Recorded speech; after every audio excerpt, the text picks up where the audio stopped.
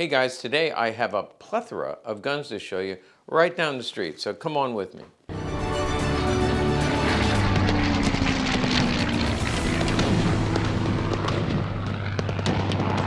So one of my favorite collector friends, he's in the area, it's actually about a 40-minute drive.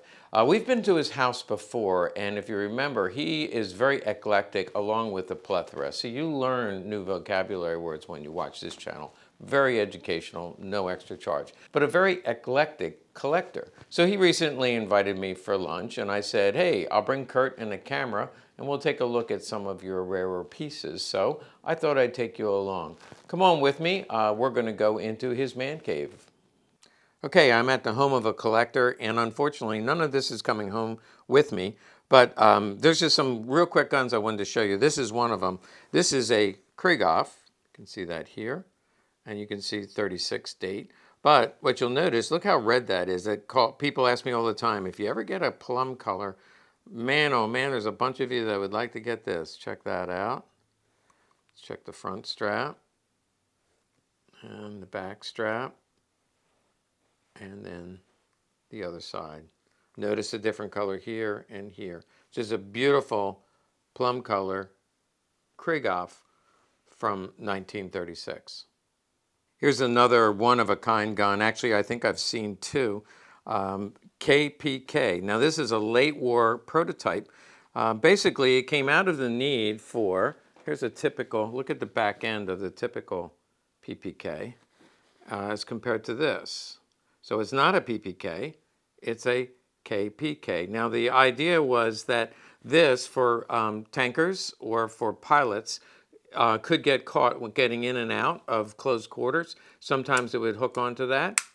This protected it so that you wouldn't get it caught in a cockpit or in a tank. Now, probably it was in the factory at the end, and the GIs put the party leader grip. We don't know how that happened, but this has been together for a very long time. It has a hand-struck serial number, which doesn't fall into the PPK range, and then it has an odd magazine as well. So basically, a very rare prototype from the late war era, a Walther KPK. Here's another one that stands out. Talk about plum color. Take a look at the plum color on that one. Look at the front strap. The magazine, just to compare it to the bluing, that's the bluing versus the plum color. Pretty remarkable. And it's very late, so 1944. Even look at the chamber, how plum that color is. And these are black party leader grips. They're a little bit controversial in that some people say they never made them. These were all made post-war. But I have talked to a vet who was in the factory. He's no longer with us, but he was in the factory, and he said they were black party leader grips in the factory, and the GIs were grabbing them, putting them in their duffel bags and putting them on guns and taking them home. So I do believe that they made black grips. They also fake black grips, so you have to be very, very careful. But that is a late war, 1944, probably in the factory at the end of the war. Plum color on a party leader black grip.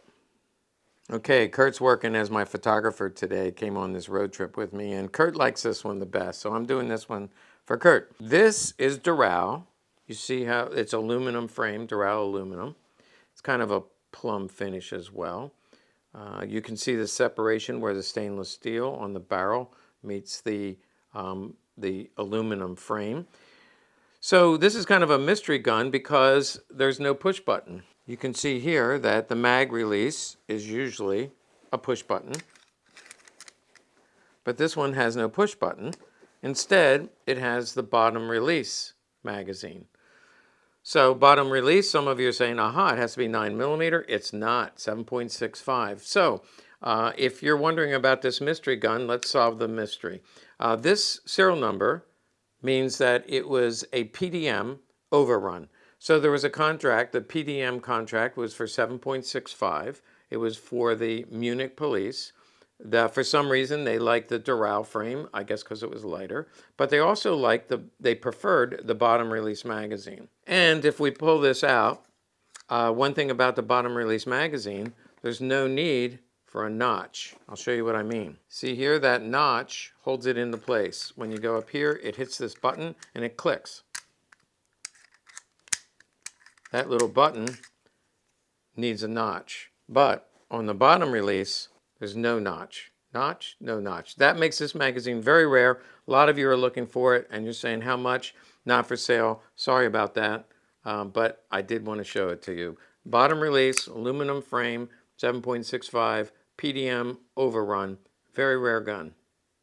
Okay, we're going to rename this Plum Day. Here's another one. And again, I'm just going through the safe of a collector friend. Look at the Plum Slide. Absolutely beautiful. You can just contrast that with the rear sight. You can see the blue versus the plum finish. And if I turn it a little bit, you get the reflection. See how nice it is. The front strap is very thin, where somebody was holding it with sweaty hands. Here again, you see the plum finish. But here's what is most interesting about this gun. You notice it's late war because of the black grips. And we have 2 matching magazines for an SS gun. So you see the serial number on the slide, and then matching mags 1 and 2 for a late war SS contract PPK. Now you guys think I'm biased, I only care about Walthers and Lugers.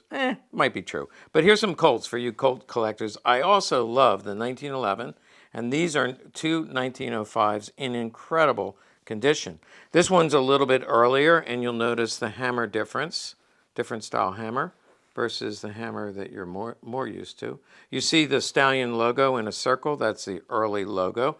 Notice the condition of the grips, and also a little bit of fire blue on the trigger, and even less over here.